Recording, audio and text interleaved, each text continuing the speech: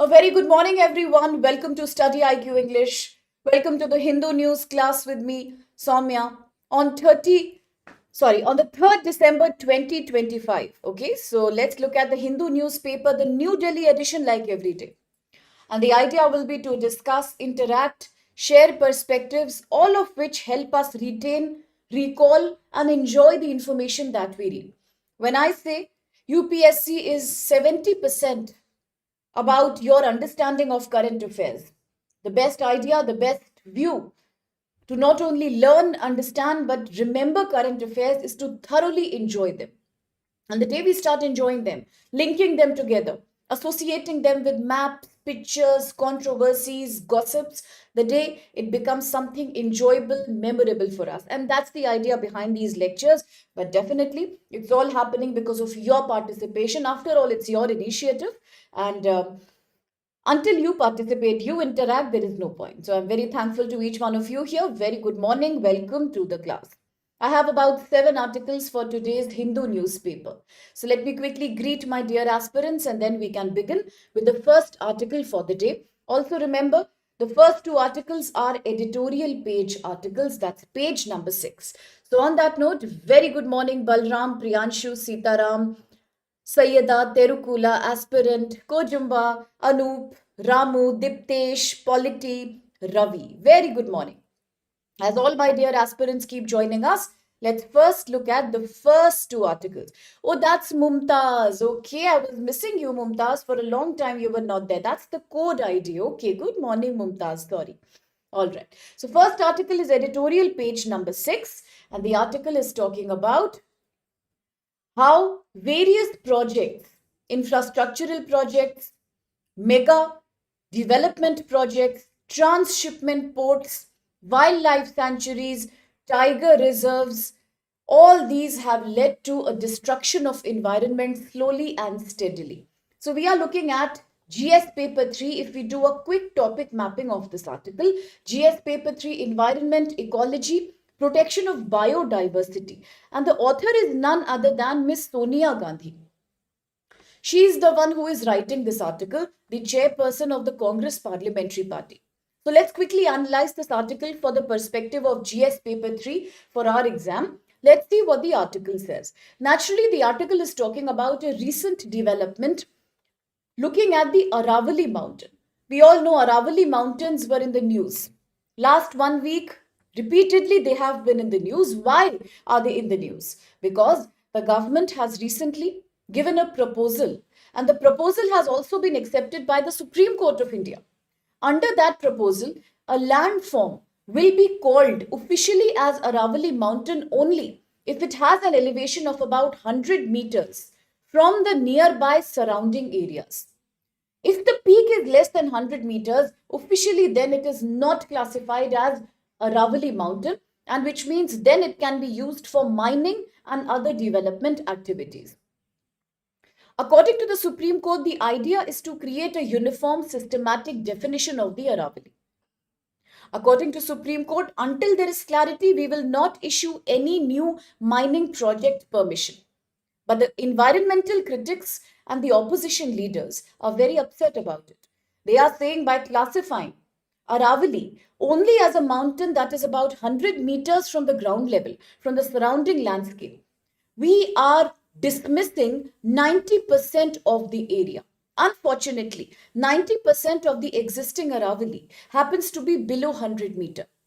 If we only give protection to above 100 meter area, we are neglecting 90% and protecting only 9%, and that makes no sense. That means if 90% of Aravalli mountain area is opened up for mining and infrastructure, it will once again lead to consistent habitat loss, lot of mountain degradation, and ultimately, as we have seen in the past, the Thar desert of Rajasthan will slowly and steadily keep moving towards the Delhi NCR. Already Delhi NCR is very polluted with expanding desertification, soil becoming arid, dry and sandy. Further, the problem of storm, dust storm, air pollution, particle pollution will only increase in the Delhi NCR. Besides, we are also losing the key wildlife habitat of the desert. We are also killing the Aravalli, which happens to be the great wall of protection for the North Indian states. That's what this article is mainly talking about. Right now, the Aravalli news is making a lot of controversy in India, therefore. So, the writer, Ms. Sonia Gandhi, says Aravalli Range in India has a great ecological significance. The Aravallis are one of the oldest mountain chains in the whole world, also the oldest in the Indian subcontinent. They are strong mountains, but they have a very denuded texture. They have a very broken and a very patchy texture. That's a part of their ecosystem. There is nothing wrong in that. Aravallis are very varied in size. They are very varied. Some peaks go up to 100 meters. Some of them are as low as 20, 30, 40 meters, but they are all an integral part of Aravalli.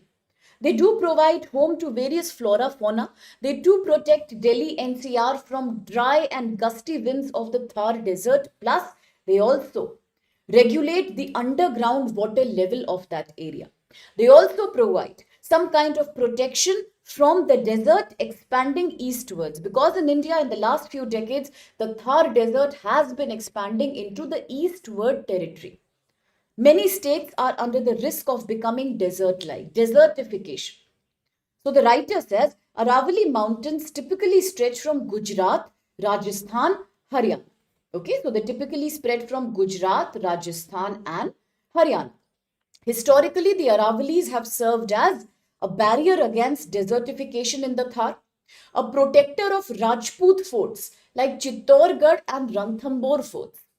They have also had a very significant religious and cultural importance for the local tribes and communities. Plus, they are also home to biodiversity that's endemic in nature, only found in these areas. The government's recent decision to exempt, to open all the Aravalli mountain peaks below 100 meters for mining, open cast mining, vertical mining, and various infrastructure may expose 90% of Aravalli mountain. 90% of Aravalli mountain to mining threats, denudation, and utter ecological disaster. Today, if you look at environmental crisis indicators, look at the Delhi situation.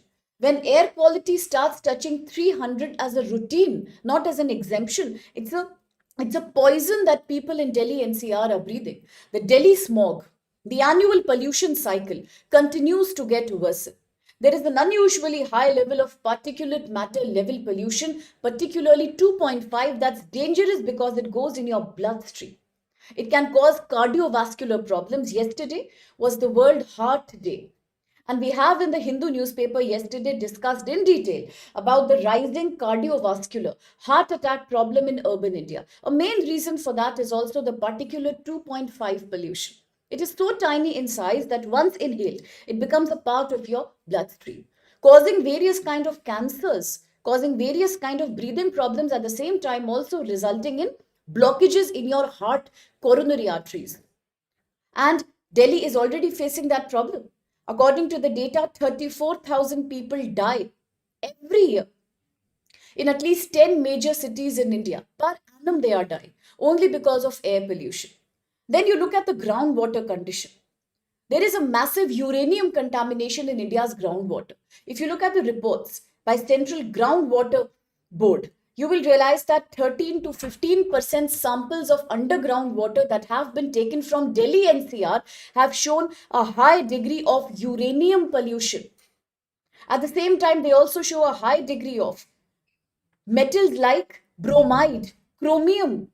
That's very, very dangerous. In fact, there are certain states in India where the underground water in the tribal belts have also shown mercury contamination, a deadly poison if consumed. And that's very common. The levels are even more high in states like Haryana, Punjab. And those states which use underground water for irrigation are highly prone to these problems like Kerala, Tamil Nadu, Punjab, Haryana. Too much use of fertilizer, green revolution has contributed further to the toxicity of water. Now, all these mean India is right now living in a broader environmental crisis. But paradoxically, the government policy in the last 20 years has been the opposite. When we are saying the pollution and the toxicity is so high, should the government not do something aggressively to control that? But no, here things are happening otherwise. The government in the last 20 years has only made the policy more dilute and more weak when it comes to environmental control. How? How can we prove that point? Before I start, very good morning, Sumed, Rishi, Diptesh. Reshma is here after a long, long time. Welcome, my dear. We all missed you. Good morning, Aspirin, Niharika, Sagar, Dwipijay, Sanghamitra, Shiv. All right. Very good morning, everyone. Most welcome to the class. He absolutely well said. Absolutely, Diptesh. That's very valid. There is a major part of Aravalli, that the Raisina Hill, yes, in Delhi, that's very low in elevation. At the same time, it's equally important for biodiversity. Yes. So now, coming back to how has government diluted its policy rather than making it strong? Let's see the example. What does Miss Sonia Gandhi say?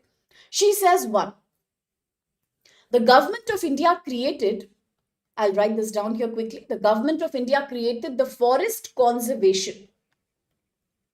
The Forest Conservation Amendment Act. Forest Conservation. Now, please listen to this very carefully. GS Paper 3, Environment Ecology. How has the government diluted environmental protection? Point number one. Forest Conservation Amendment Act 2023. How has it harmed us? Let's see. Because it has made it easy to divert various lands for non-forest purpose.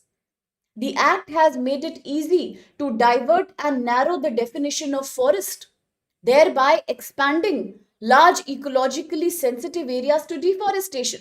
Why? Because the amendment removes forest clearance requirement for several categories of land, such as land along border infrastructure. If there is a land that is along India's border infrastructure, you can then remove the forest from there. Similarly, land that comes within certain distance of public roads or highways or railways. If the public roads, highways, and railways are concerned, yes, we can remove the forest. If the land recorded as forest after 1980, if there is a land that is recorded as forest after 1980, even in that case, it can be deforested. Although before classification and record, it was already a forest. But now, after being 1980 recorded as a forest, it can be removed. If it comes in contradiction with certain important military, highway, railway infrastructure, it's very easy to remove that. And that's a dangerous thing to do. What does this mean? It means under the Forest Conservation Amendment Act, thousands of hectares of ecologically important forest can now be used for highway, for railway tracks, industry, mining without prior approval. And that's a dangerous thing to do. That has weakened the definition of forest. Earlier, the Supreme Court in India, there was a long back, very famous case called the Godha Varman case. I don't know if you've heard about that. It was the Godha Varman case. I'll write it down here quickly. Godha Varman case 1996. Long back in the Godha Varman case 1996, Supreme Court had said that all the land that resembled a forest, whether it is a registered forest or not, recorded forest or not, if a land is forested, it has too many trees, high density of trees, it is looking like forest, it cannot be cut. You need a prior clearance and permission for that. But now, ever since the Forest Conservation Amendment Act has come, there is no need to take that kind of permission. No need. Now what you can do? You only need environmental clearance and prior approval if a land is officially recorded as a forest. Do you understand how it has changed? Listen carefully once again. 1996, during the Godha Varman case, very good Diptesh, deemed forest. 1996, in the Godha Varman case, Supreme Court said, even if a land of area, even if a certain land, it is looking like forest, it has too many trees and vegetation, you cannot cut it. You need prior permission for that. But as soon as Forest Conservation Amendment Act came 2023, the rule has changed. Now, if there is a forest which is recorded as a forest, only then you need a clearance or a permission to cut it. If it is not a recorded forest, if it is not a registered forested area, you can cut it. That means it doesn't matter whether it's a community forest, it doesn't matter Whether it's a deemed forest, as Diptesh says, it doesn't matter. Whether it is an unrecorded natural vegetation, no matter how beautiful it is, no matter how much biodiversity it has and how much density of forest it has, it doesn't matter anymore. You can cut it. Yes, you can now cut it. It doesn't matter, no matter how dense it is, because it is not a recorded forest. No matter if it's meant for community, no matter if it is a tribal area, doesn't matter if it does a great ecological purpose, doesn't matter. Not recorded, please cut it. What is the result? Because of this lame act of 2023, this illogical act, many forests have lost legal protection in India and now they are vulnerable to becoming diverted as non-forested area, industrial mining or some kind of infrastructure area. Then, if this is the first mistake made by the government, what's the second one? The second is the draft Environmental Impact Assessment Notification 2020. We have spoken about this before, let me remind you. Environmental Impact Notification Draft Notification 2020 says, now you can obtain post facto clearance. That means if you have already made an industry, a factory or a project, after making it and establishing that, later also you can apply for some kind of clearance. That means post facto. In retrospect also you can get environmental approval for that. And is that a good thing to do? That's a ridiculous thing to do. Once a construction has started, even if it has violated environmental law, how can we give it clearance in retrospect, in the post facto manner, at a bad date? That is dangerous. Because now people are not afraid of penalties. People know they can get away with a small fine.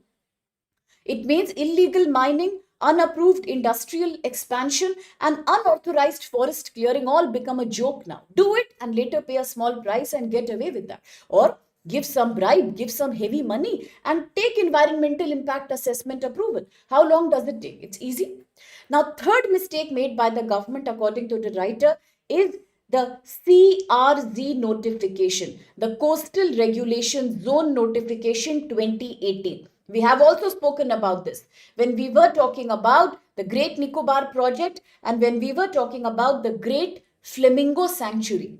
If you remember, we have spoken about it. The Great Flamingo Sanctuary in Dhanushkodi in Tamil Nadu. In both the cases, we spoke about CRZ, Coastal Regulation Zone Notification 2018. This is another big mistake made. Why? Because it now means more construction can be done in coastal area. How? Because under the Coastal Regulation Zone that was created as a notification later in 2018. Today the issue is coastal areas are now divided into few categories: 1, 2, 3, 4 and 5. But now what you can do? Under Coastal Regulation Zone Part 2, under Coastal Regulation Zone Part 3, now you will allow any construction. It is becoming open to construction now, especially in CRZ Zone number 2 and CRZ Zone number 3. Now we can reduce the limit from 200 meters to 50 meters if you talk about the high tide line. That means you can easily make a construction much closer to the coastline of the sea, very close to the sea. You can now do construction, not a problem. This allows habitat loss, marine habitat loss, coastal erosion and the fear of coastal submergence, increased vulnerability to cyclone and the rise in the level of seawater. It is ridiculous again that you cannot make the rules so relaxed, especially under CRZ 2 and 3 areas. You can create a construction now. Earlier, you could not do it. For 200 meters of the coastline, now you can do it as close as 50 meters. That means you are practically constructing on the seabed. And that's dangerous. That's very dangerous. So, if government has made these mistakes, can we do something to rectify these mistakes? Before that, let's understand what harm does it cause to the people. Look at the National Clean Air Program. It is underfunded, at the same time poorly implemented. Recently, about 2 years before, when the electoral bond controversy happened in India, when Supreme Court had told the State Bank of India to give a clarity about which private corporation and which company is financing political parties during the election. Remember that big controversy happened, electoral board controversy, electoral bond controversy. It also touched upon the debate over Right to Information Act 2005.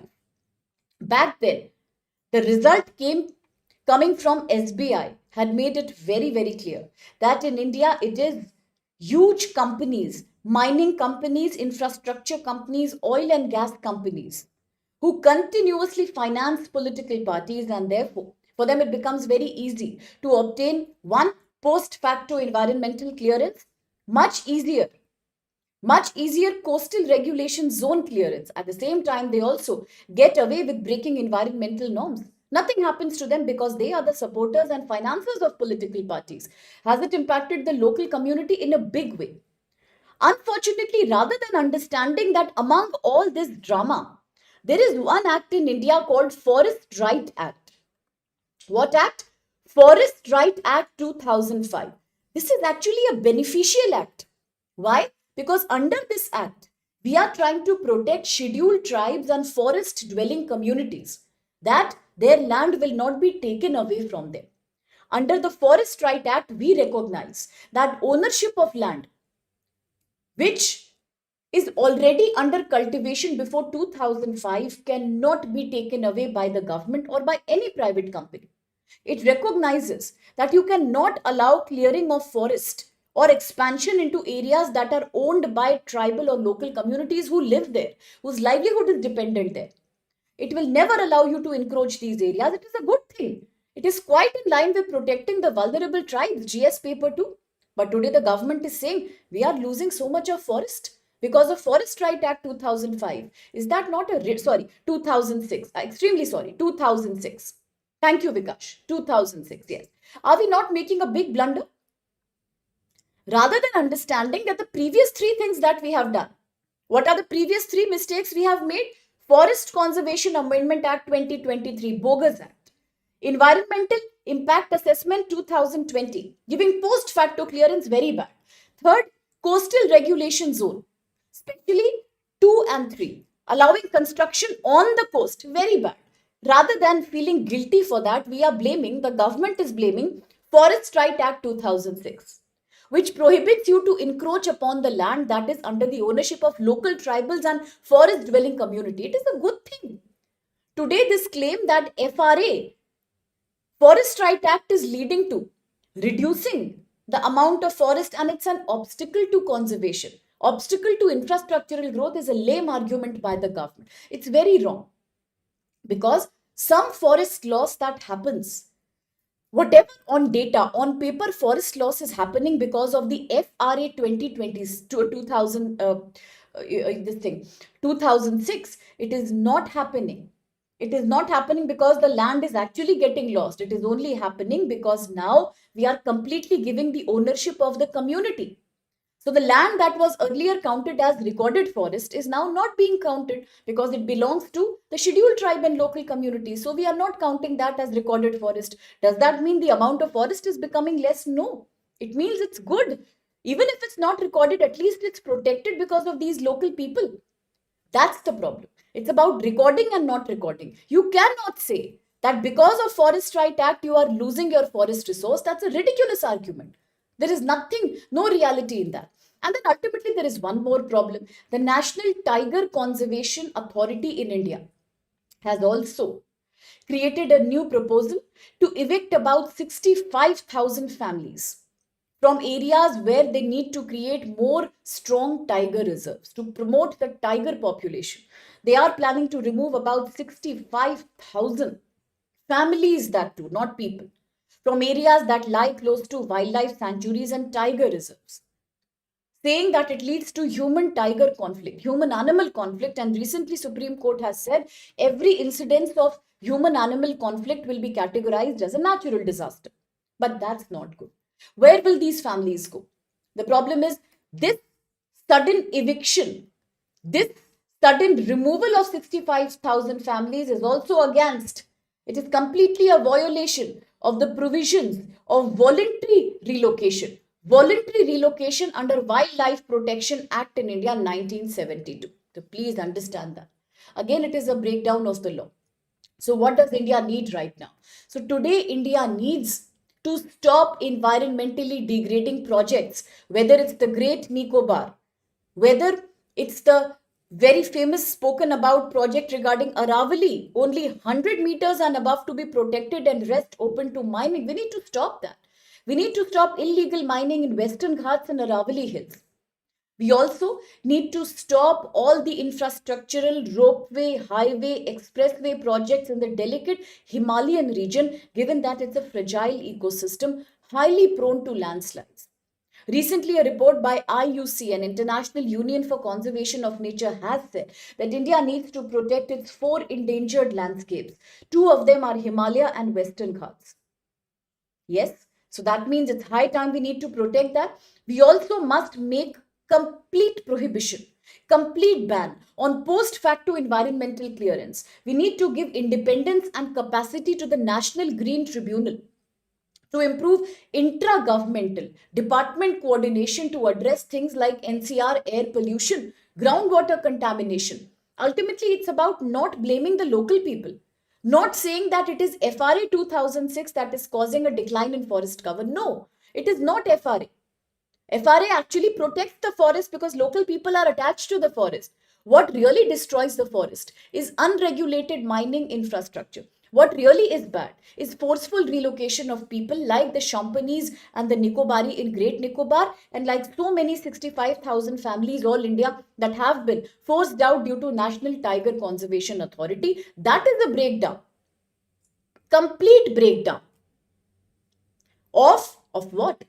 Of Wildlife Protection Act 1972 protocol, that eviction has to be voluntary. It cannot be forced upon you. So that's what the writer has to say. Before I see the question, aspirant, is there an issue about EIA? Okay. So environmental impact assessment, just as the name says, it sees that which project, factory, industry, infrastructure has what level of impact on the local environment. So before you can make a project, you actually have to take an approval. If your project proposal is passed by the EIA, you get a clean chit, you get an approval under environmental impact assessment, you can proceed with your infrastructural project. But unfortunately, because of too much importance of corporate bodies, which then finance political parties, who have links with politicians, it's a very common form of corruption that people first create infrastructure and then tell the government that now we have already made the infrastructure, please accommodate us. We can pay some fine, we can pay some penalty, but please allow us to continue with our work and give us now post facto environmental clearance. That means clearance that you get after the project has been made. It defeats the purpose of law. It was a provision that was allowed in emergency cases under Environmental Impact Assessment Notification Rules 2018, but only in emergency cases. Today, the Supreme Court itself is having that problem. Yesterday, therefore, I have made a small video on Article 141 of the Indian Constitution. Today, Supreme Court is also having that controversy. Earlier, Supreme Court said completely ban post facto clearance. But recently, another bench came and revised that order. It said allow it in some cases because already if the project has been made, we can't break it. That will further cause a loss of money and environmental pollution. So now we can't break that. So allow post facto clearance in some urgent cases. But what do you mean by urgent? Who will define that urgency? That's again a matter of concern. So that's why I was talking about Article 141 yesterday. Today, Supreme Court feels there is no logic only. We make a law, after a few years, another bench comes and changes that law. If we keep modifying our own jurisdiction, then what is the finality and authority of Supreme Court's own judgments, right? It defeats the purpose of law. So that's the controversy right now, okay? Aspirant, good morning, Iba. Very good morning. Absolutely, Ramu. We need to assess the project. Thank you for defining. Ramu has beautifully spoken about EIA. Yes? Yes, Ravi. Very good. The 1973 Project Tiger. Very good morning, Bulbul. Bulbul is here after a long time. And before we greet everyone, a quick question to you. Consider the following statements regarding Aravalli Range in India. 1. The Aravalli Range acts as a natural barrier preventing the eastward expansion of the Thar Desert. 2. A recent policy decision allows mining in Aravalli Hills below 100 meters elevation. 3. More than 90% of the Aravalli Range falls below the newly announced elevation threshold. That's the category. And 4. Aravalli Hills are restricted only to Rajasthan and do not extend beyond the state. So, which of these statements are valid? Aspirant is answering. Let's see who else answers. It's an easy question given your level of knowledge now. Vikash, Diptesh, anybody else? What about Ramu? What about Reshma? What about Shekhar, Bulbul, Sanghamitra, Sagar have answered. Mumtaz has answered. Absolutely correct answer. Yes, B is the right answer, Anup Ramu. Very good. Very good, Eric. Good morning, Eric. Very good, Kojumba has also answered. Very good, Sitaram. Absolutely correct. No doubts about that. Because Aravalis are not just in Rajasthan, they do extend into many more states in India. We just looked at Haryana as well. And there are many other states, right? And first three statements are correct. 90% doesn't come now under official threshold, and that makes a joke of the whole law. Very well answered. Absolutely correct, Sayada. Very good, Ravi, Iba, and aspirant. Gujarat, Rajasthan, Haryana. Very, very good aspirant. Thank you for that. Now we will all remember. Thank you, Pushpa. Next article, editorial. Today, let's try to summarize a little early. I'm not saying I don't enjoy speaking with you. I can sit here for 8 hours also. I absolutely love talking to you people. It's like Sunday, I feel a vacuum when I'm not talking to you people. I'm so happy in dealing with everyone, all my lovely students. But the thing is that beyond 10:50, I do feel sometimes it's taking away your time for preparation. So now I'll try to summarize it a little more quickly, but we will not miss on anything important. It's just a try. If it works, good. Second article, page number 6. Very good, Eric. 90%. Very good. Absolutely correct, Priyanshu. Second article, a template for security cooperation in Indian Ocean. It's a very, very famous topic. Just now it was in the news 10 days before. In fact, I had made a video on that if you have seen. This is about Colombo Security Conclave, CSE. We had also discussed it in the Hindu newspaper. Colombo Security Conclave. Very recently, in this multilateral forum called Colombo Security Conclave, we had the 7th National Security level meeting. Okay, so we recently had National Security Advisor level meeting. That is the 7th round of the meeting under Colombo Security Conclave. Very good, Ramu, the CSC. Very good, Bulbul, Delhi as well. So coming back here, what is CSC? Looking at Colombo Security Conclave, a recent meeting was held in 2025, in fact in November itself, and this was a high-level National Security Advisor level meeting. Recently it was done. It was held on November 20th. It was held in India. That is the best part. It was held in India on 20th November, and it was represented by India's own National Security Advisor, Mr. Ajit Doval. India was the host. Who all were the participants here? Of course, we had Sri Lanka. Apart from Sri Lanka, we had Maldives. Then who else was there? Bangladesh was there. Bangladesh was there. Now, a quick fact before I continue. Bangladesh has become the first Asian country to be joining the UN Water Convention. Don't forget it was in the news. UN Water Convention. What? UN Water Convention. India was worried. UN Water Convention. Now coming back. Colombo Security Conclave was hosted by India, attended by Lanka, Maldives, Bangladesh, Mauritius. Where did we speak about Mauritius recently? When many students of mine, I think it was Anup that day, who had reminded us on my weekly lecture that our Indian Prime Minister Shri Modi had announced the Mahasagar initiative in 2018 in Mauritius. Let's remember that also. Now, these 4 countries participated in Colombo Security Conclave. Plus Seychelles. This is the newest development. Seychelles. Seychelles has joined as a new full-time member. That's the star development of Colombo Security Conclave 7th edition hosted by India. Seychelles has joined as a full member while Malaysia, which country? Malaysia had also joined as a guest country. Why was Malaysia in the news? Because Malaysia was the venue of ASEAN Summit, Kuala Lumpur, Malaysia. Okay, Sanghamitra, we'll come to that. UN Water Convention. Definitely, but I'll explain you separately. We'll talk about it. Let's finish these articles. We'll come back to that. Either today or tomorrow, I will pakka explain. Good question, Sanghamitra. Okay. So Malaysia was in the news because of ASEAN summit in Kuala Lumpur. So now, so far, what do we know about very good Terukula? So far, what do we know about the Colombo Security Conclave? Hosted by India, 7th edition, represented at the level of National Security Advisors, 20th November, New Delhi. Who participated? Sri Lanka, Bangladesh, Maldives, Mauritius. New development, Seychelles. Seychelles has joined as a new full-time member, and Malaysia was present as a guest in the summit. When did the Colombo Security Conclave start? It was an initiative that was started in 2011. And how will you remember that? Because 2011 was India's last census. So remember that, link it to that.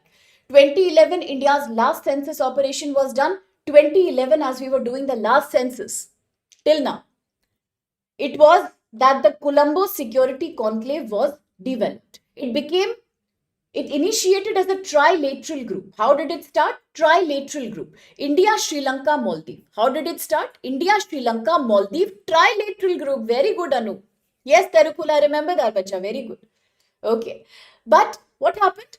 The progress was very slow. The progress was very slow because of lack of political exchange regularly, because of lack of interest and repeated political changes that kept on happening in Sri Lanka, in India as well. As the ruling parties changed, Sri Lanka experienced so many changes that time that initially the progress was very slow. Nobody found it useful as it was created in 2011 as a trilateral forum. India, Sri Lanka, Maldives. But then what happened? 2020 suddenly we showed a lot of interest in that. What was 2020? COVID pandemic year. What was 2020? Opportunity that China took. As the whole world is experiencing COVID pandemic, supply chains are disrupted, international travel has been banned. China took this advantage. As everybody was hiding in lockdown, China was roaring out in open. China kept on slowly building military infrastructure, and China kept on expanding its military infrastructure and its presence in the South and East China Sea, in the Indo-Pacific Sea, and even in the Indian Ocean. So China kept on spreading its agenda. As everybody else was busy in COVID pandemic, China played very smart. So 2020, very good, Anup. The interest in Colombo Security Council also revived. What are the key pillars of this forum? 1.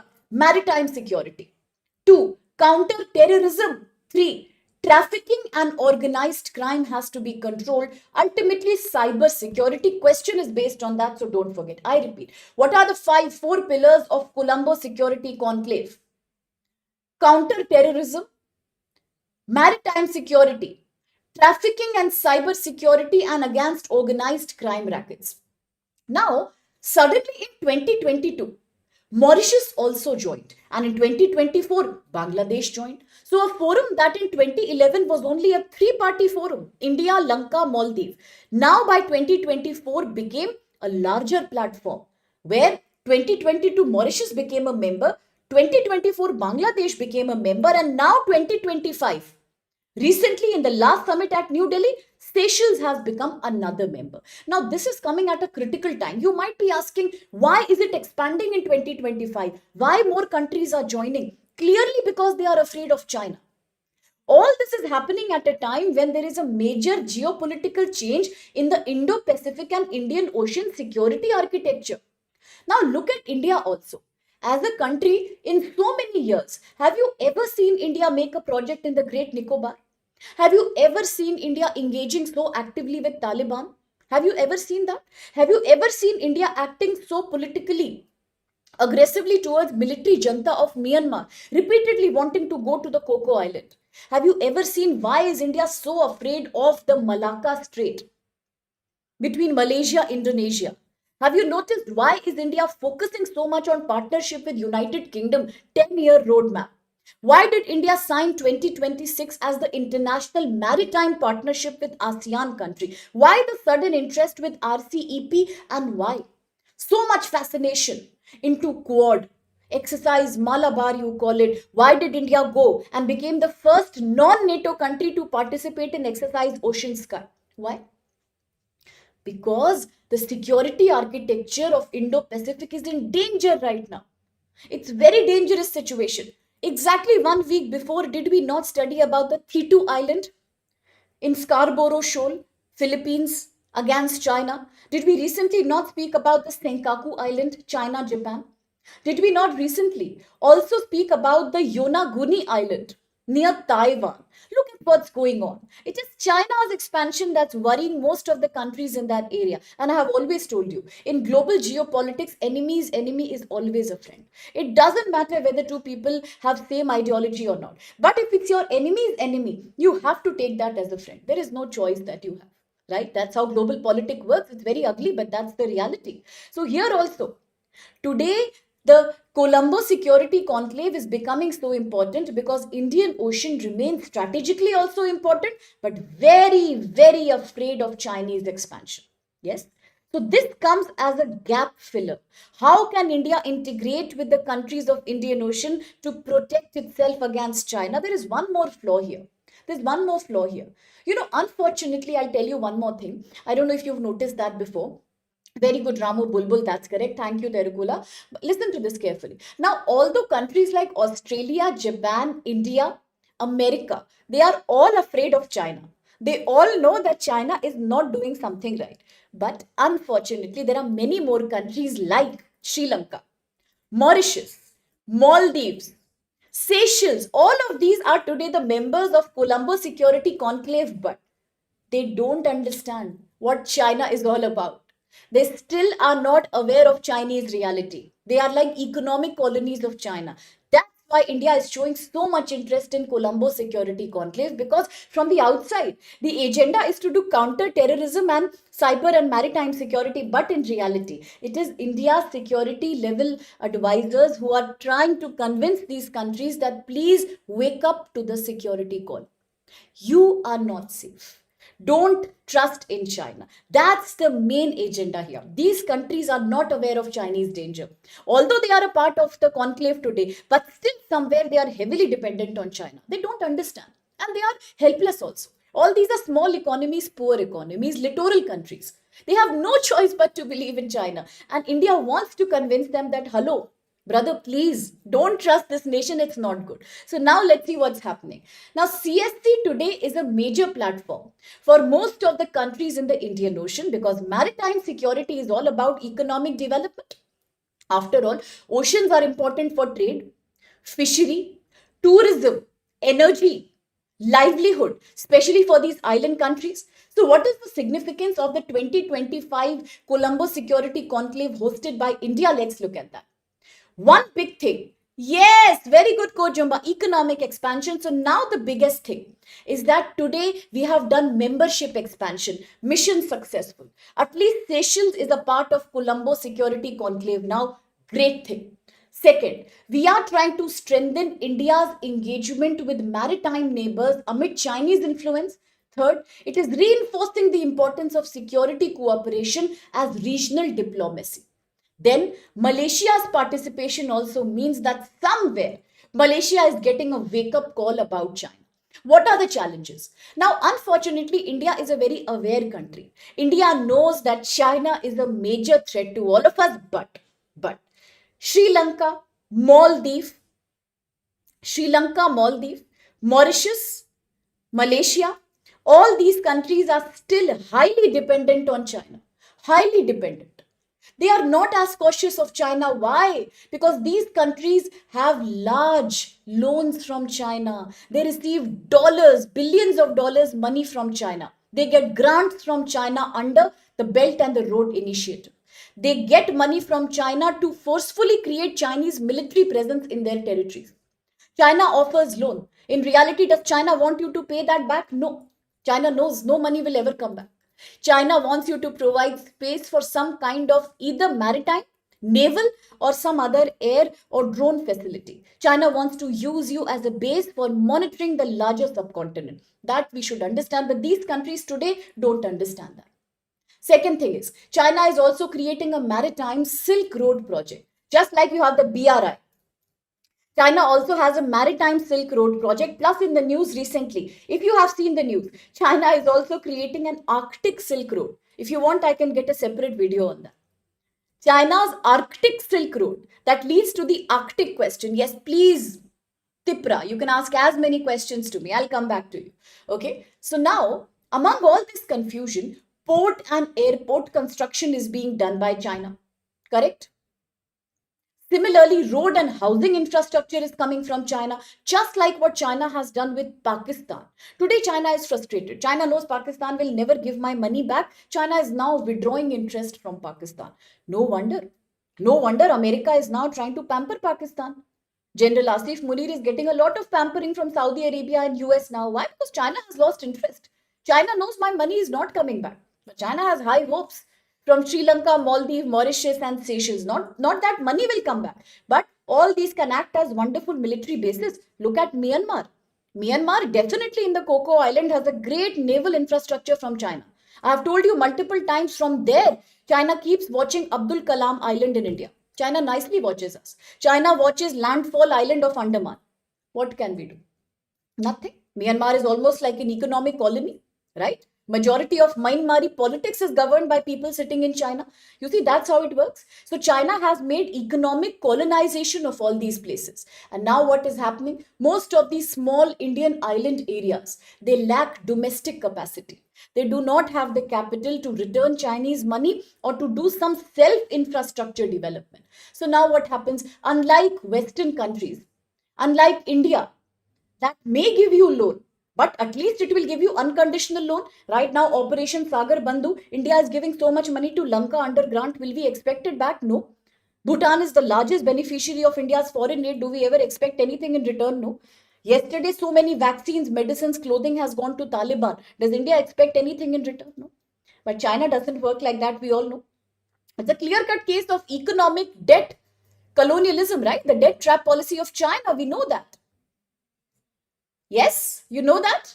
So, in that case, let's understand that these countries are helpless because China gives major funding and China never expects them to pay it back. Only China wants one thing: expanding military influence. That's it. So, now what happens? Since these are quick loans, they come very, very fast.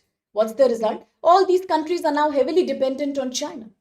That's the problem. China is an attractive development partner.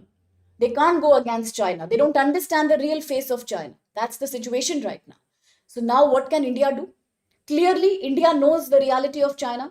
India also knows India has to protect itself against China. So Western-led forums like Exercise Conclave, Exercise Malabar, India-UK partnership are not enough. What India needs is to use the local players.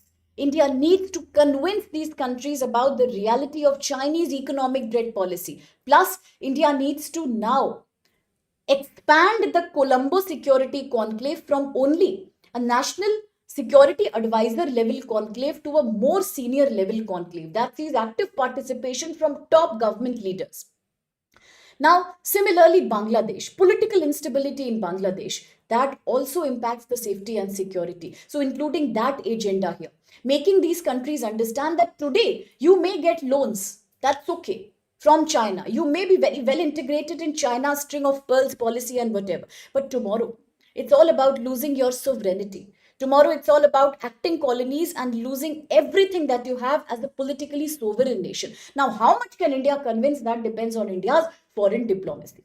But despite these challenges today, Colombo Security Conclave is a very futuristic program. It is based on balancing geopolitical interest, India's Mahasagar initiative, India's neighbor first policy, and ultimately protecting India's maritime interest. So that's it with this article. Quickly the question and I'll see the comments. Yes, that's true, Bulbul. Always that's going to happen. Now, Tipra, you were about to ask a question you haven't asked. Please, dear, feel free to ask any question. I mean, just everybody keeps interacting. We are also free and we talk to each other. Please ask if there's anything. Yes, Kojumba, that's a very fascinating question, my dear. China may do that. China often does that. Do you really think China is a part of BRICS and SCO to support other countries? No. It's also about diplomacy and creating monopoly. Yes, China can do that. Then let's see what happens. Beautiful question, Kojumba. Great curiosity. Yes. It's not clear to many countries, Sanghamitra. That's valid, Bacha. Absolutely. Yes, absolutely. We are all dependent. That's correct. Okay. Let's see the answer then. Good morning, Priyambada. All right. You can ask any question. Consider the following statements regarding CSE, Colombo Security Conclave. 1. The Colombo Security Conclave was originally established as a trilateral security initiative between India, Lanka, and Maldives in 2011. Second, Seychelles has joined in 2025 for the first time in the 7th NSA level summit. 3. CSE cooperation only focuses on maritime military cooperation and is not about cybersecurity, trafficking, and counter-terrorism. So which of these are true?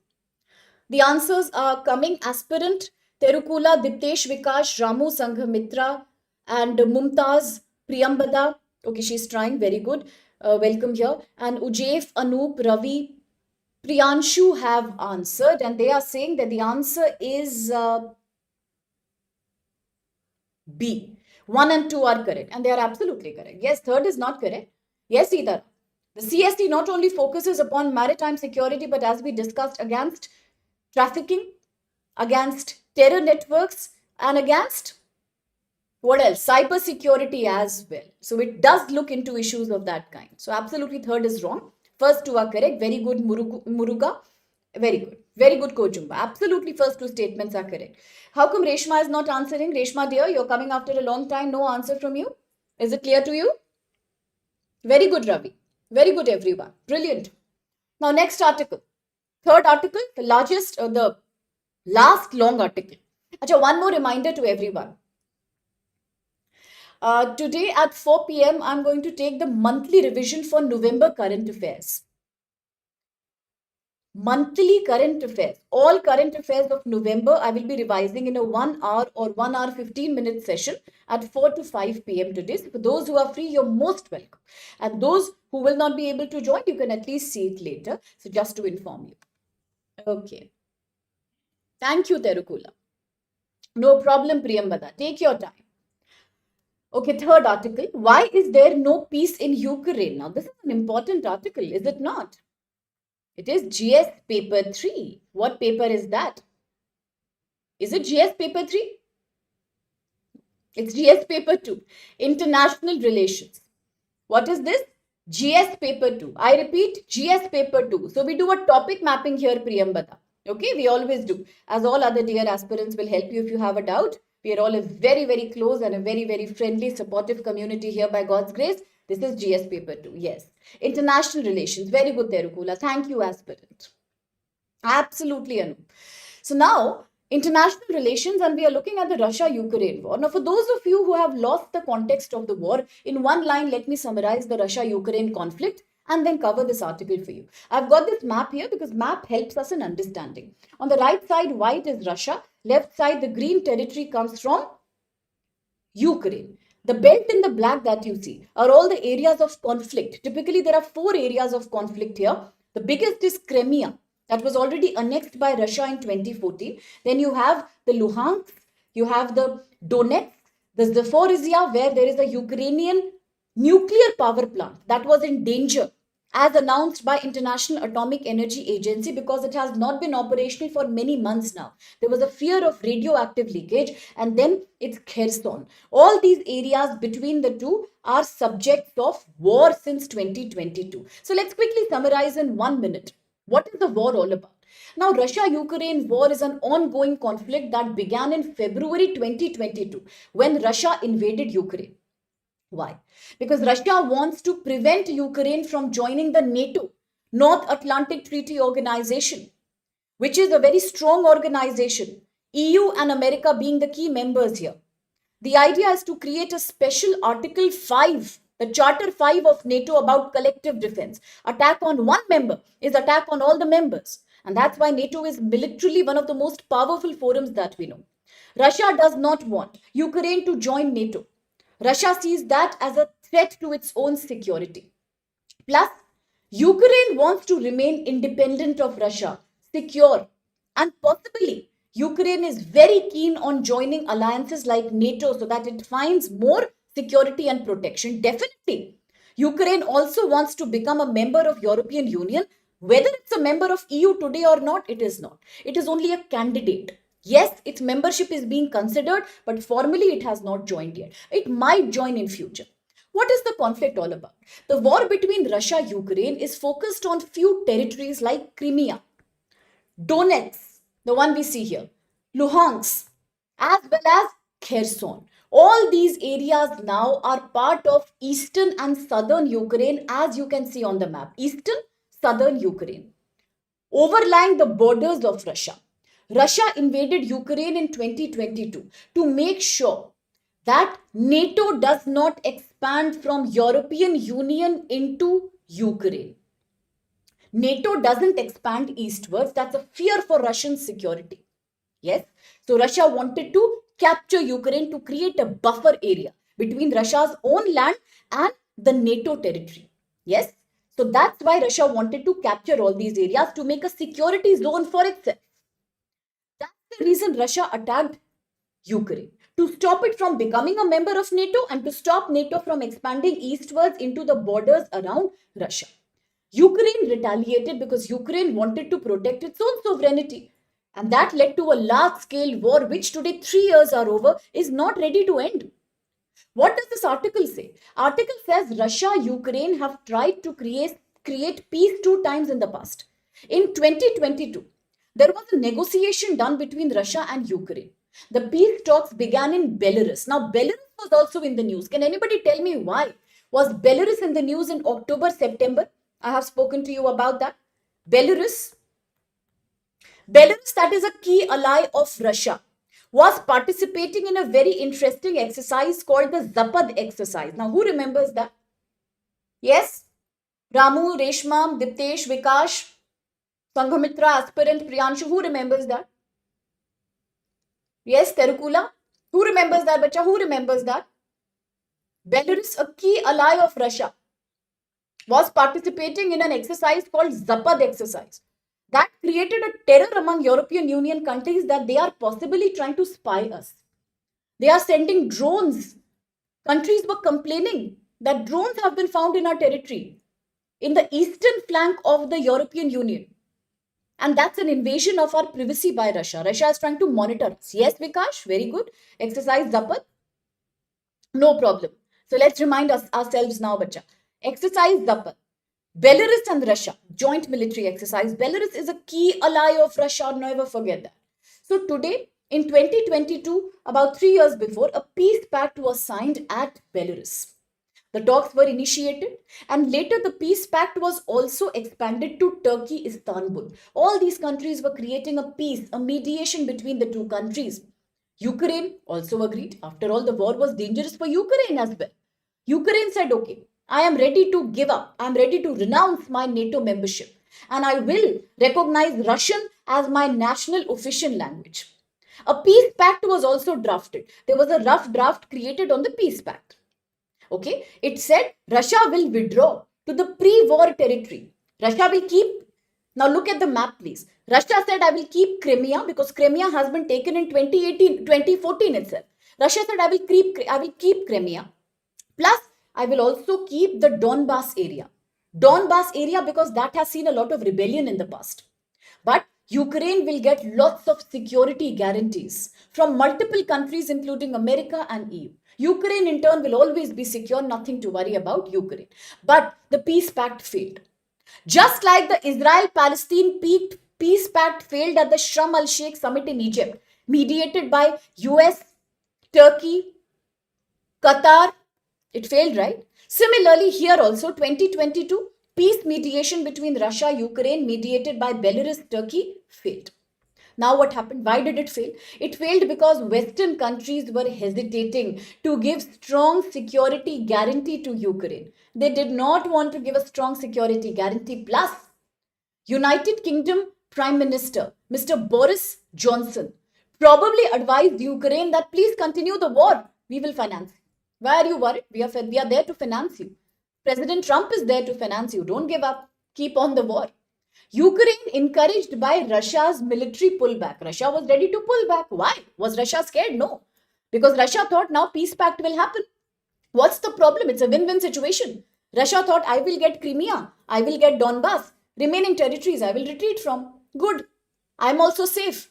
Ukraine is promising it will not join NATO. NATO will not expand into eastern territory. And Ukraine will also get security from other countries. So I am in not a tension now. And Russia decided to recede. Ukraine thought Russia is receding because Russia is giving up. And that's a mistake it made. It was encouraged by UK and US. Now what happened? Talks completely collapsed. Instead of retreating, now Russia retaliated. Okay, I will explain, Sangamit, right? It's an area near the Donetsk. Can you see the map here? The second area from the top? Somewhere here. Somewhere here is the area of Donbass. It's an area that was captured by Russia. Russia decided to withdraw. But Russia said, I want to keep this area. The area is prone to a lot of retaliation and anti-Russian elements. If you want even further details, I will bring back another discussion on that, okay? But just remember, it's an area. Yes, Terukula, thank you for explaining to Sanghamitra. It's an area near the Donetsk. Absolutely, as you can see in the map, Donbass. Russia captured. Russia wants to keep that even today. It's a key area for Russia. Understood? You want even more details? We'll speak about it. Thank you, Ramu, for explaining. Thank you so much for making this so supportive. Thank you. Now, coming back. The peace pact failed. Rather than retreating, Russia became more aggressive. Rather than giving up, Russia annexed 4 more regions after partial mobilization. So what happened to the peace process? It was a failure in 2022. Russia, rather initially it retreated. Ukraine made a mistake of thinking it is now giving up. Ukraine kept on attacking, encouraged by America and UK. What happened? Russia became more angry. Russia captured 4 more territories, and since then the war is waging on. Thousands of people dying, genocide, but the war is on. Now what is happening? Once again in 2025, President Trump says the war should end. Yes, it's not a surprise to us. President Trump wants so many wars to end. President Trump had mediated between Azerbaijan-Armenia war. President Trump created a 20-point peace program for Israel-Palestine. That was a failure. President Trump also says, I was the one who mediated in Operation Sindoor between India-Pakistan. That is also a lie. Today, President Trump is saying, I want the war between Russia-Ukraine to be over. Why does he want that?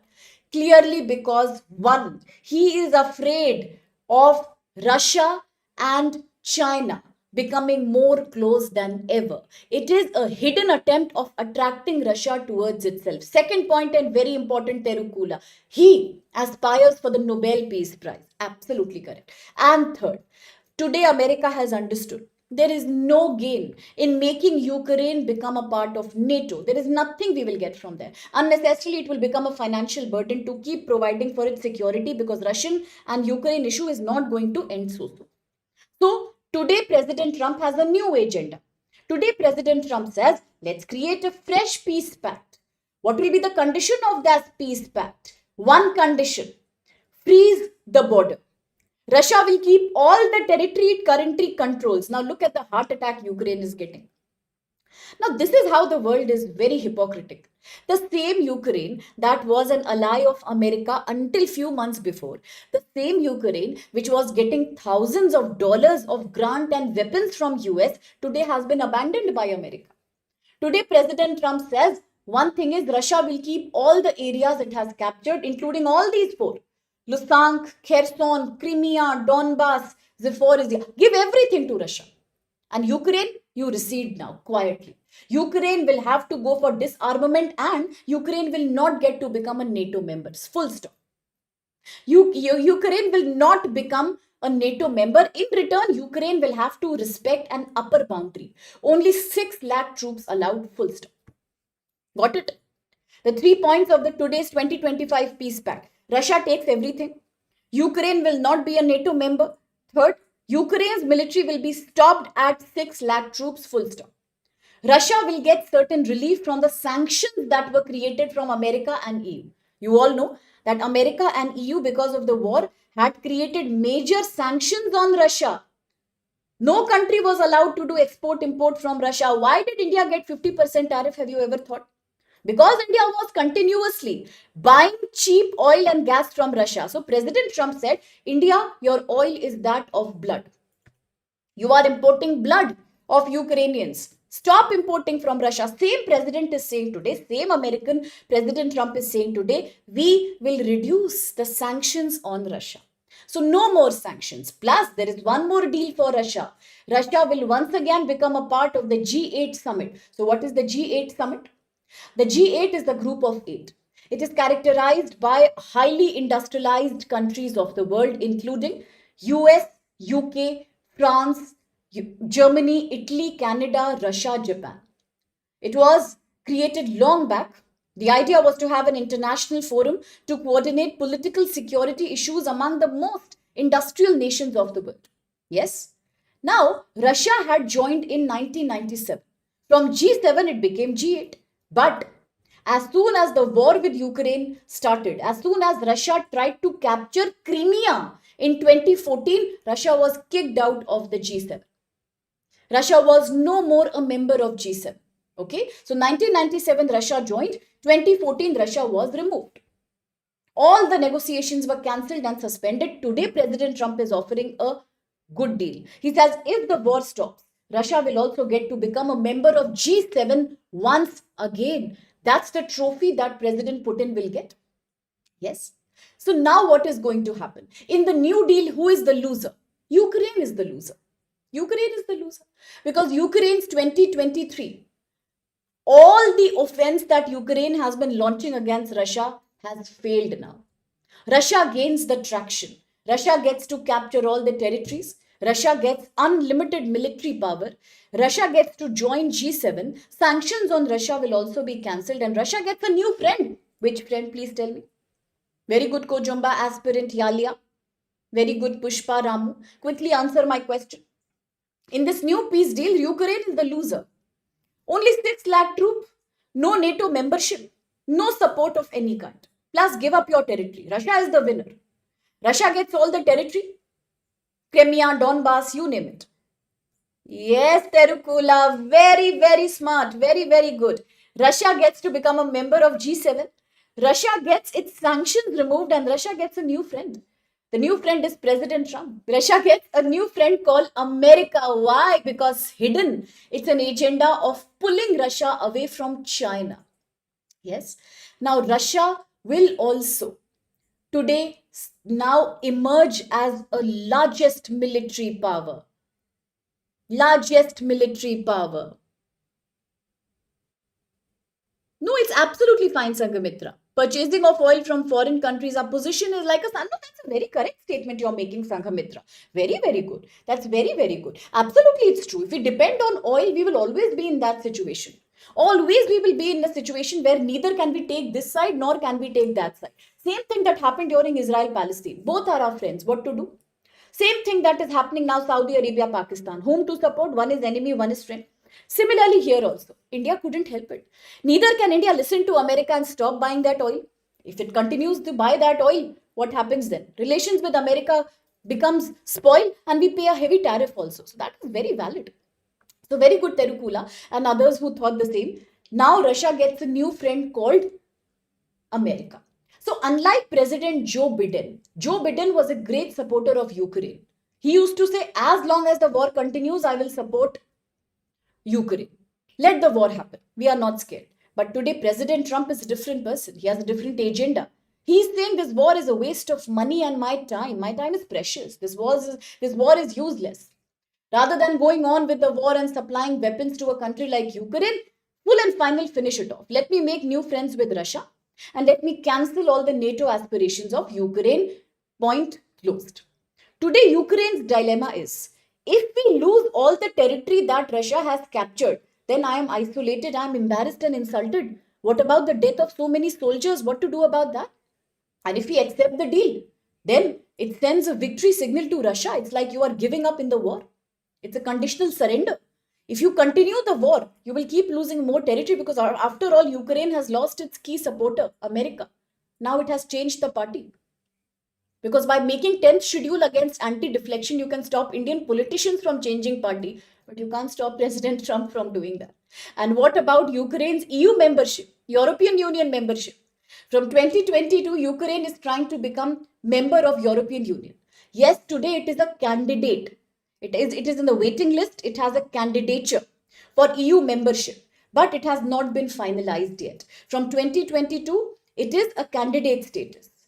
The process of becoming a member is complicated. Ukraine will have to change its economy and align with European Union rules and standards, and that's not easy given that war has devastated the economy. So therefore, negotiations are on. So future will be perhaps Ukraine will be a member of EU, but NATO, forget about it. Doesn't look possible. So now quickly the question. Consider the following statements regarding Russia-Ukraine peace negotiation. 1. The Istanbul talks in March 22 involved Turkey as a mediator and included tentative agreements on Ukraine renouncing NATO membership and Russia retaining Crimea. Second, the peace plan circulated by Trump administration in 25 proposes that Ukraine should recognize Russian control over Crimea, Luhansk and Donetsk, while limiting its armed forces to 6 lakh people only. And 3, according to Trump's plan, President Trump's plan, Ukraine can join NATO in the future, but must enshrine in its constitution that it will not join EU. So which of these statements are correct? Diptesh and Terukula, Ramu, Sita Ram, aspirant Vikash are answering. No problem, Kishan. No problem. You can watch it anytime.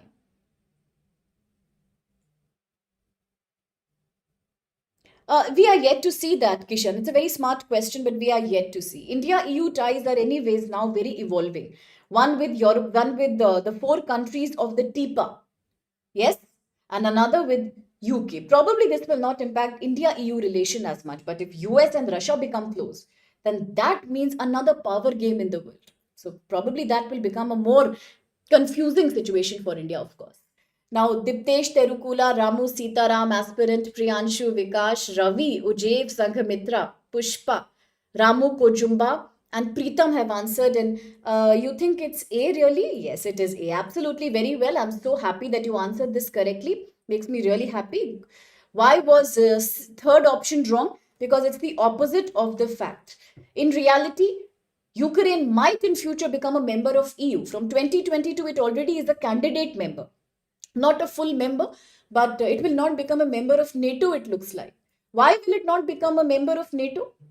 Because President Trump doesn't want that. As simple as that. The boss is always right. Full stop. Okay. Now the next article. Department of Telecom has recently issued an order. The central government says all mobile phones in India now will have to install an app that is known as the Sanchar Saathi app. And from now, every new mobile phone that will be sold in the market will have a pre-installed Sanchar Saathi platform. And for those who are already using a phone, they will also have to install it. The recent updates are available through various applications. Why is it so important? Because government feels if you install the Sanchar Saathi app, it makes it easier for the government to find lost mobile devices. Also for the government to block the IMEI of stolen mobile phones. What is IMEI? IMEI is International Mobile Equipment Identity. Every mobile set has a different 15-digit number. That is its unique identity. In case it is stolen, it can be used for fraud purposes anywhere in the world. To stop that, immediately if you report that your phone has been stolen, you can block that IMEI. That's why we need the Sanchar Saathi. Plus, we also, with the use of this application, can detect and find unauthorized SIM cards being linked to people in a fraud way. The government says because of Sanchar Saathi app, recently we have been able to find so many stolen mobile phones. So we have been able to find actually 4.2 million stolen or lost devices, and 10 million people have already downloaded this application. It's a very successful model. It will help us in identifying and shutting down 30 million fake or fraudulent calls number. But the opposition is upset about it. Opposition says it's again an attempt to steal data of people. It is an unnecessary, authoritative attempt by the ruling party at trying to finish people's freedom to use telecommunication, the right to privacy. That is in the question right now. Okay? Yes. So that's making news. Lots of opposition, and now it's happening. Yes. Yes, Priyanshu. Although it cannot be uninstalled, but the government recently also said it can be deleted, but it's possible. So now that negotiation and fight is going on. Let's see how it turns out to be. GS paper 3, technology, telecommunication. Now the next article is also GS paper 3, health and nutrition. It's a 1 minute article. World Health Organization is now officially allowing what? The use of a drug called GLP-1 therapy. What drug is that? I repeat, GLP-1 drug therapy. Why will it be used? It is known as glucagon-like peptide 1. It controls excessive fat, obesity among people.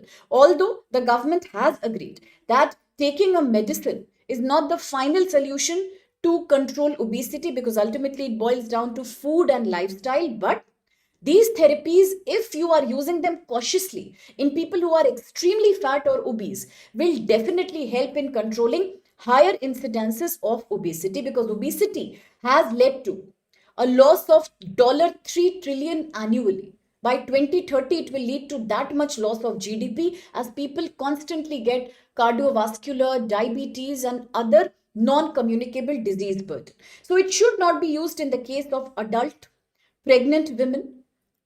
It cannot be used as a lifelong treatment for obesity, but definitely it can reduce the burden of obesity if used cautiously in the cases of acute chronic obesity. So what's the name of the drug? GLP-1 drug. If you get a question in prelims about what is it, understand it's been approved by WHO. It is about a line of treatment that deals with controlling obesity.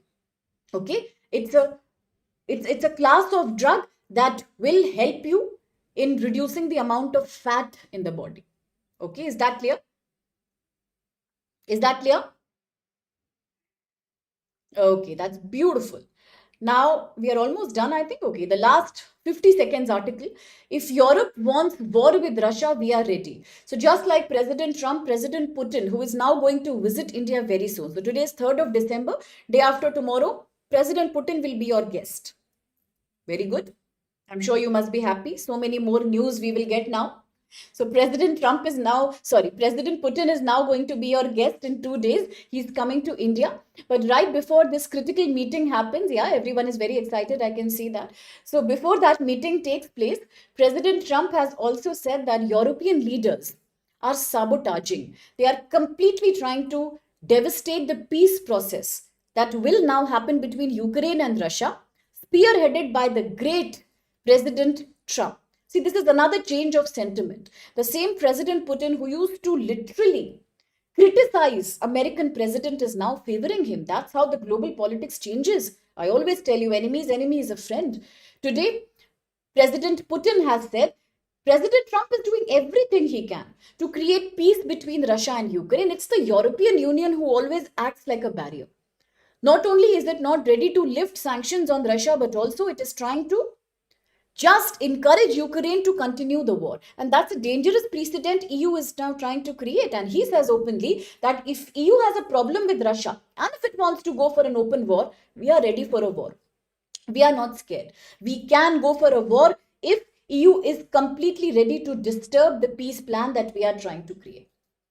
That's it. And now the last quick observation for the day. Do we need the special intensive revision exercise that takes place before every election in India to make sure that electoral rolls, the name of various voters, are valid, authentic, and correct? Do we need? Okay, Ravi. Thank you for that. Yeah. I'm also very emotionally attached to current affairs nowadays. It's like sometimes I feel they're all my relatives. I was so happy. Oh, President Putin is coming. Then later I said, why am I so happy? Am I going to meet or something? So I realized, okay, we are only going to get the news from it. Yes. So that's how you enjoy these things actually. Okay. So do we need a complete digital SIR? Article says, yes, we do. Because currently in India, the special intensive revision exercise is completely based on something that you called as legacy data. That's just the one new word I wanted you to know. What is the word? Legacy data.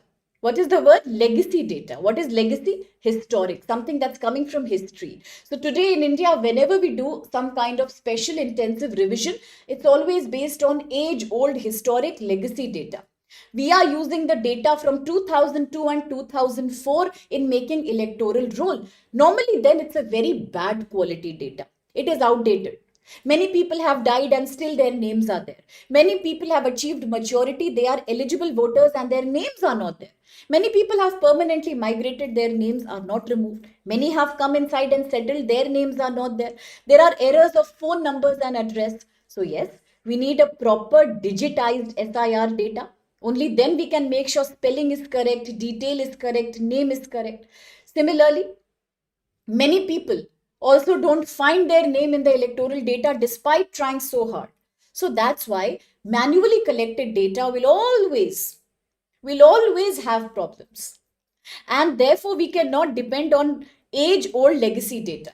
We need to have advanced technology, and so digitization of SIR is important. And how in India can we do that? By making advantage of the ECI net.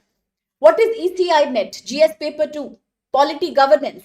ECI net is a digital platform created by the Election Commission of India. What is that?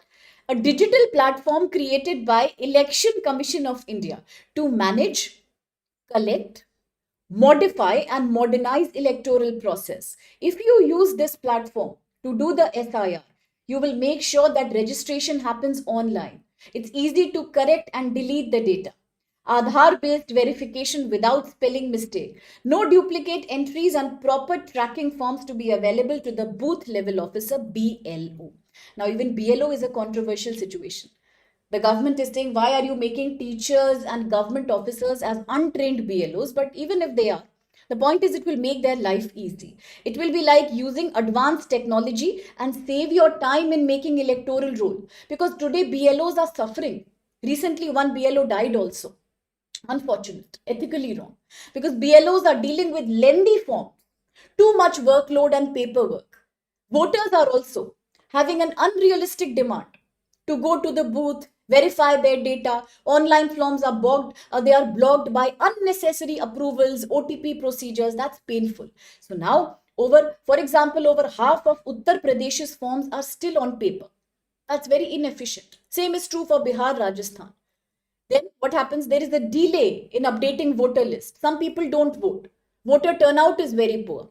So to reduce all these problems, let's do a reform. Let's fully digitize SIR. Now Goa has become very highly digitized. Similarly, other states also have to be by using the ECI net application platform. How? All the states should have digital format of data collection. Merge the existing legacy old records with Aadhaar, PAN, driving license online. Then, if somebody's name is missing, allow them easy access online updation. Yes, updation should be allowed for address, phone number. Frequent migrants can also use that, therefore.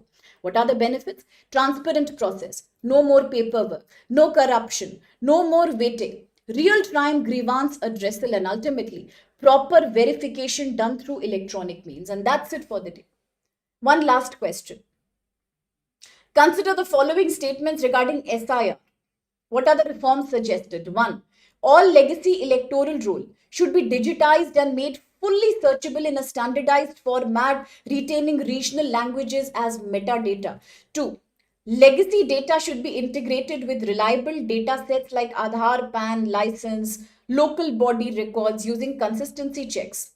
And 3, voter categories should be differentiated based on stability of address, frequency of moves, immigration, nationality issues, and for submission, verification, and post validation of enumeration forms should be entirely online, supported by mobile digital lines and trained personnel. Which of these statements are true? What is so funny about what Ramu said? Everyone is rolling into laughter. Let me also come back to that statement. I'm missing something. Okay, he's the annoying uncle in our family. Oh my God. All right. In a way, the statement is absolutely valid and it's such a humorous statement at the same time. Absolutely well said. He's the one who's driving the global politics right now. Answers are coming in Priyanshu, Diptesh, Sanghamitra. Yes, Terukula. Sagar. So what should be the answer? Is it sure with everyone? Yes, that's very valid, said Ramu. Absolutely. Literacy is important. Regional variations have to be taken care of. Very good. Okay, then D is the right answer. Well done. All these are correct. Very good, Anup, Yalia, Ramu, Vikash, Sitaram, Sagar, Diptesh, Priyanshu, Sankhamitra. Well done. Well done. Very well done. Perfectly answered. Correct, Ravi. All are correct. That's what we are saying.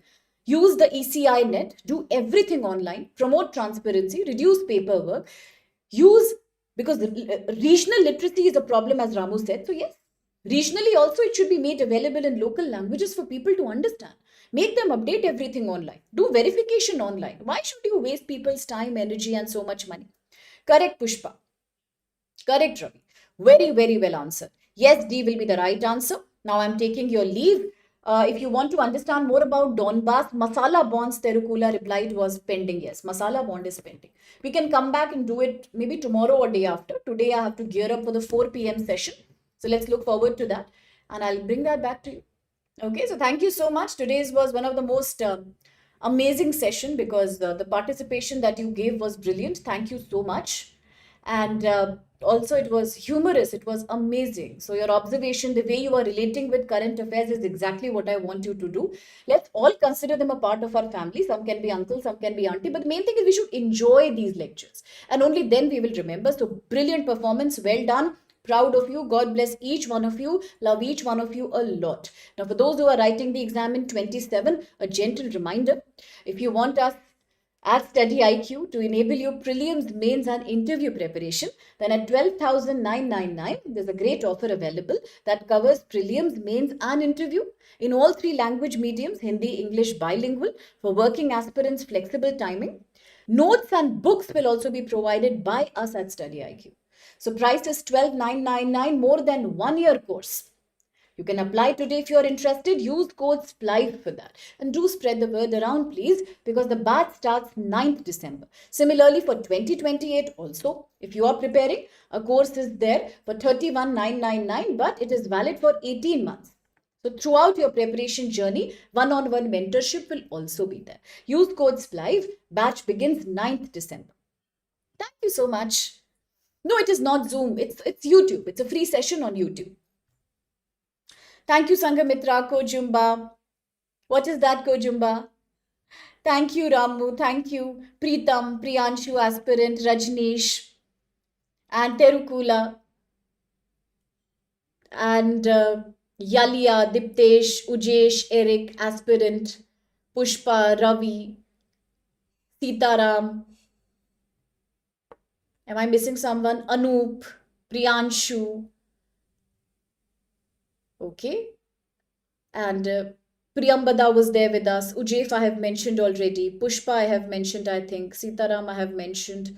Kojumba I have already met. Mumtaz was there. Reshma came after a long time. She hasn't really participated much today, but she was there. So Reshma, Sagar, Bulbul, and Sayyada, Iba, Ravi I have mentioned already. Balram. So thank you so much, Niharika also, and Dwipijay also. Shiva also. I think now I have taken everyone's name. So thank you so much. God bless you. I'll see you tomorrow. Oh, really? Is it? Thank you for, enlightening me with that. So thank you in Japanese. Love you and see you tomorrow. And at 4 p.m. as well. Thank you, Kojumba. That's such a sweet thing to say. Okay then. Bye-bye.